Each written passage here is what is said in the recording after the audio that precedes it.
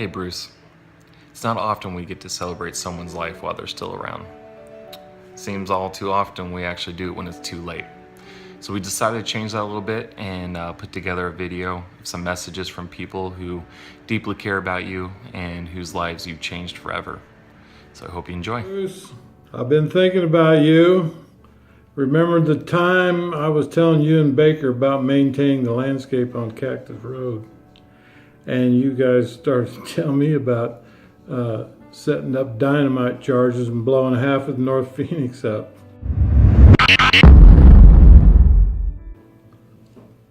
That was over 30 years ago.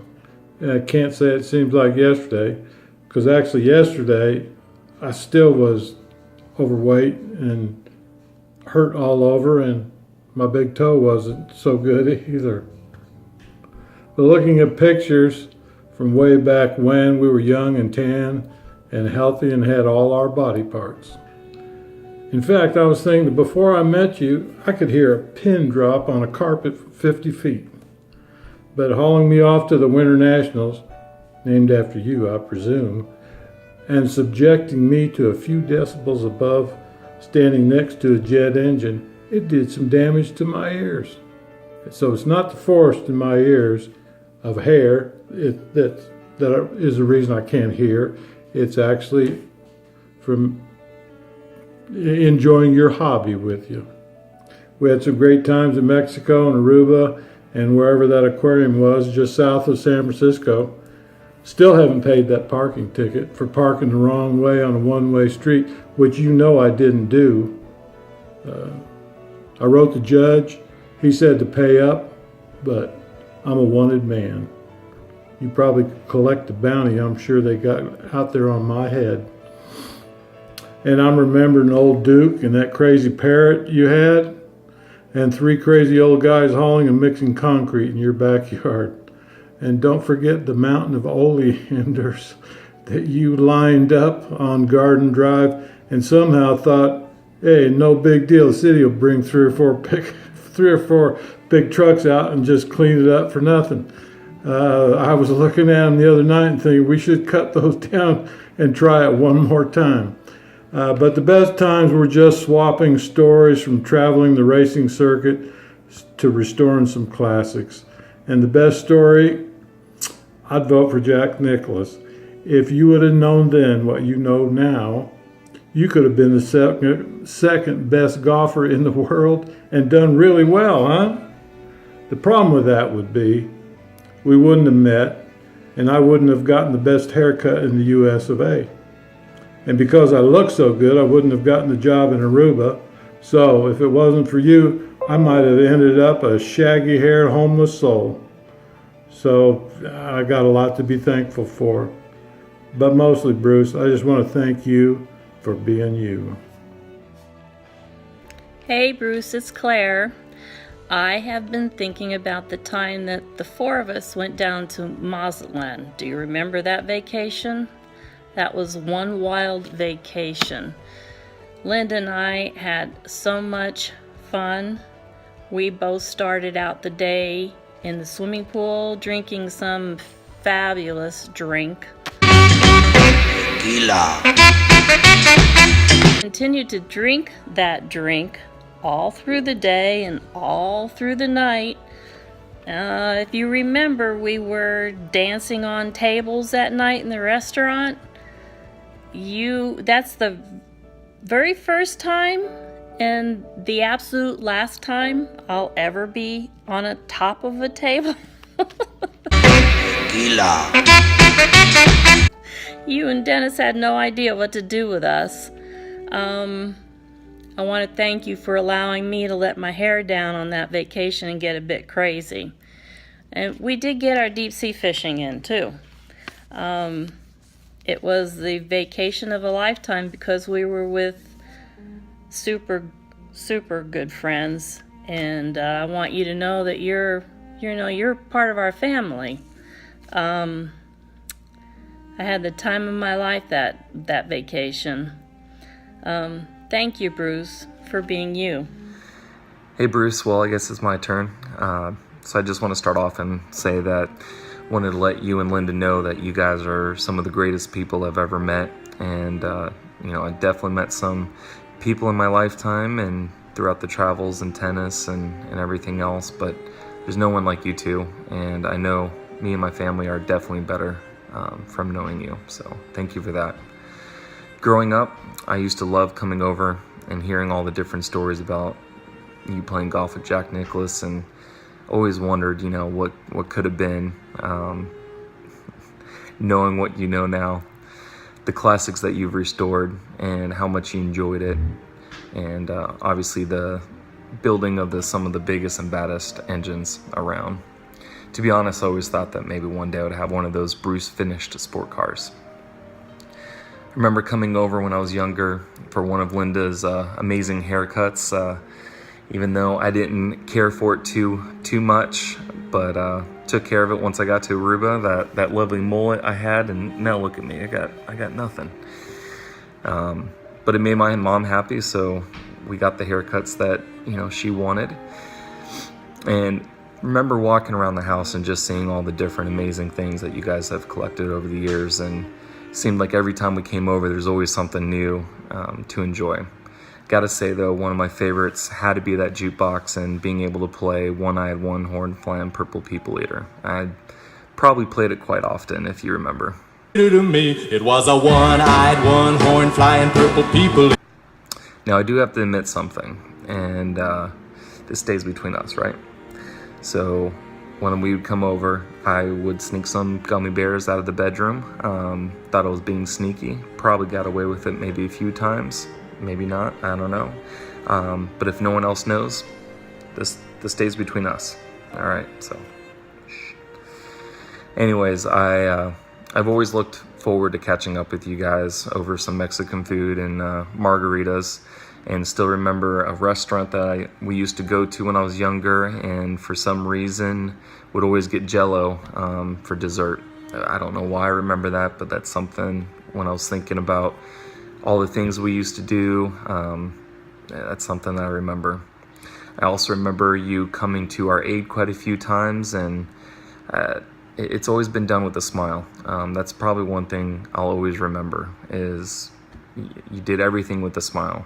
So I gotta thank you so much for everything you've taught me over the years, for the wonderful memories, and most importantly, Bruce, thank you for being you. Hi Bruce, it's Serena. I wanted to let you know that I've been thinking about you. And I wanted to say that you're a wonderful person, and I appreciate you being you.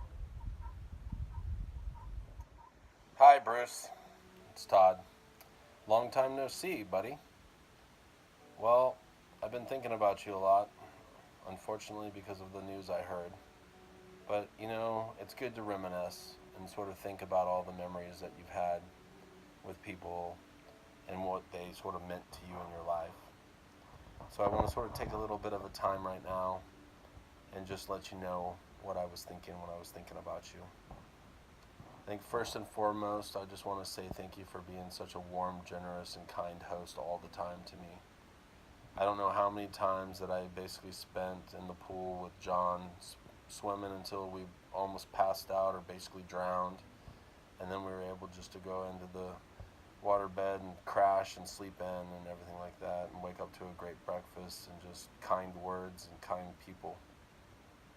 And I just really enjoyed spending my evenings and my summertime adventures with you guys, for sure. I want you to know you always took the time to sort of catch up with me and catch up with those that were important in your life, and that showed to me that you had a huge heart and that you cared about people. And I take that with me to this day as well, that I'm the same way. And it's very important just to be real with others at all times, just be able to be genuine and be yourself. And for that, I thank you.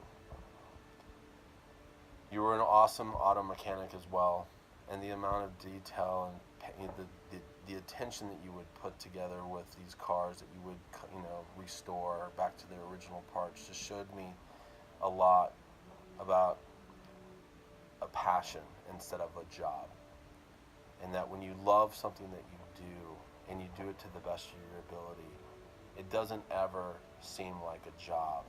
It actually seems like more of just a passion that you enjoy, and it's part of your life, and it sort of helps drive you in other ways and energize you in other ways as well. So I just wanted to say I took this attitude to my first job out of college, and I couldn't thank you enough for that, because look at me now, where I'm at and how good my life is. It's very important just to be able to say thank you for that. I also just remember the one time that Dad, Justin, and I, we were driving up, we were driving up to the mountains to go camping, and I can't remember what kind of crappy car it was, but it was a hatchback of some sort, and Dad and I packed it to the gills, probably loaded even 20 pounds of firewood or 200 pounds of firewood for a fire, even though we probably wouldn't need it, and our coolers barely could fit in the hatchback and everything like that, and we were loaded to the tilt. And as we were just driving up the mountain, it just got slower and slower, and the car just was barely creeping along, and then boom! The engine threw a rod or some kind of deal, and we were just SOL, shit out of luck, and basically up a creek without a paddle. And you know, I looked at Dad and was like, oh shit, what are we gonna do? Well, Dad already knew. He knew who he could count on and who a man of his word was. And so he called you. And you came out and basically drove out to wherever we were, picked Dad up, took him to go get a rental car, then brought him back. We unloaded the car, put it in the rental car, and then basically loaded the other car up onto your trailer. And as we headed off to enjoy our camping trip and basically enjoy the summer, you turned the other way and headed back to Phoenix to basically fix it. That just showed me that, you know, you were a man of your word, and I couldn't thank you enough for that epic, memorable camping trip, because if it wasn't for you, it never would have happened. So I just want to end with, just know that you'll never be forgotten, that you are a great man, an amazing man, and a man that I look up to in a lot of ways. And for that, I can't thank you enough. So I wish you all the best. Know that you are loved and cared for, and that you had a huge impact in a lot of people's lives. Thanks. Hey Bruce, it's me, Lindsay. Hard to believe we've known each other for 30 years. Just seems like yesterday I was a baby and you were dragging me off to go see a drag race and I fell asleep. Me and my dad actually went to go to a NASCAR a couple years ago and I actually had a really good time. So you'll be glad to know that I've come to somewhat enjoy the NASCAR and drag racing, not to any degree or level that you have, but I actually do somewhat enjoy it now. So thank you for that. And I've always enjoyed the margaritas that we've had and the talks. It's always been a good time seeing you. You're a good guy, and thank you for helping me get my car fixed. And I know getting a car for an Acura is not the most enjoyable or exciting thing to do, but you put me in the driver's seat, and that's what matters. And always seeing you give my dad a hard time has always made me smile. There's only one Bruce Winters. So thank you, Bruce. Thanks for being you. Hi, Bruce. This is Stephanie, Dennis and Suzanne's oldest. It's been a long time since I've seen you, Erlinda, but I just wanted to let you know that I love you. I'm sorry that you are going through what you're going through right now, but I want you to know that you're in my heart. You're in my daughters, Josephine and Lily's heart, and my husband, Billy's heart right now. And we're thinking and praying for you and Linda. And I wanted to say one of my favorite quotes from Gandhi, which is, "There are no goodbyes for us. Wherever you are, you will always be in my heart." So I want to thank you for being you, Bruce. Love you.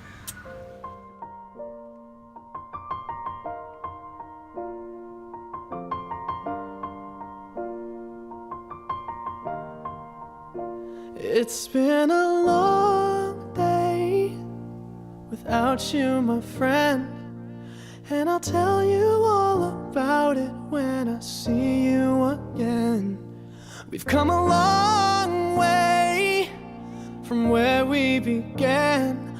Oh, I'll tell you all about it when I see you again. When I see